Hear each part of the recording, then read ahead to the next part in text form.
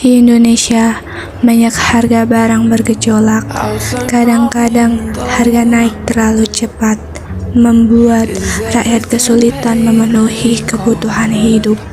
Kadang-kadang justru turun drastis, membuat para pengusaha bingung dalam berinvestasi.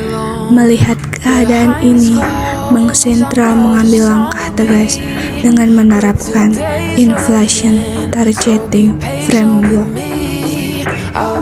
A few moments later. Sebelum masuk ke materi, apakah kalian tahu apa itu inflasi? Ya, inflasi yaitu kenaikan harga barang dan jasa secara terus-menerus dalam kurun waktu tertentu. Apa sih itu ITF? ITF yaitu suatu kerangka kebijakan moneter Bank Sentral dengan menggunakan instrumen moneter seperti suku bunga untuk tujuan menstabilkan harga dan kredibilitas. Selanjutnya, apa sih prinsip yang diterapkan dalam ITF? Yaitu target inflasi yang jelas. Bank Sentral menetapkan target inflasi yang spesifik dan mengumumkannya kepada publik. Target ini biasanya berupa rentang atau angka tunggal. Selanjutnya, yang kedua, prinsip utama inflation targeting yaitu kebebasan Bank Sentral dari campur tangan pihak eksternal, terutama pemerintah dalam menjalankan kebijakan moneter.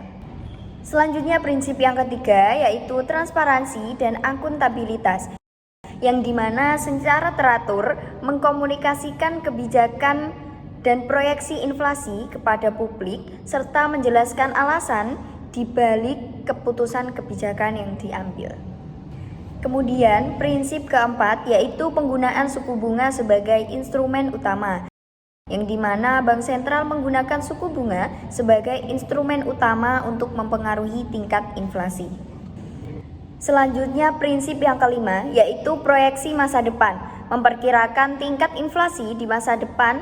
Reaksi ini sangat penting bagi Bank Sentral, pemerintah, pelaku bisnis, dan masyarakat umum karena dapat digunakan untuk mengambil keputusan ekonomi yang tepat.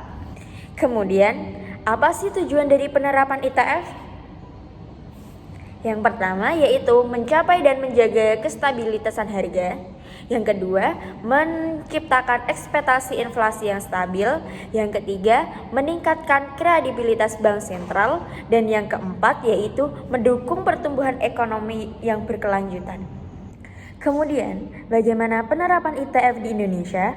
Penerapan ITF di Indonesia yang pertama, Bank Indonesia telah menerapkan ITF sejak tahun 2005. Yang kedua, Bank Indonesia menerapkan target inflasi yang diumumkan kepada publik dan menggunakan suku bunga acuan atau BI rate sebagai instrumen utama dalam kebijakan moneternya. Yang ketiga yaitu Bank Indonesia menerapkan kerangka kebijakan moneter ITF dengan sistem nilai tukar mengambang. Yang keempat, Bank Indonesia juga mengintegrasikan kebijakan moneter dengan kebijakan makroprudensial untuk memperkuat efektivitas pengendalian inflasi. Kemudian, apa sih keunggulan ITF itu?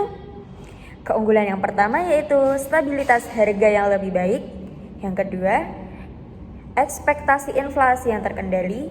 Yang ketiga, fokus pada tujuan utama yaitu membentuk Bank Sentral untuk menghindari godaan kebijakan yang berorientasi jangka waktu pendek. Selanjutnya, apa sih tantangan ITF itu? Tantangan yang pertama yaitu guncangan pasukan seperti kenaikan harga komoditas global yang dapat menyebabkan inflasi tinggi. Yang kedua, stabilitas keuangan. Yang ketiga, perubahan struktur ekonomi seperti digital dan globalisasi dapat mengubah hubungan antara inflasi dan faktor-faktor yang mempengaruhinya dan sebagainya. Oke, standby, kamera ready, sound ready, 3, 2, 1, action.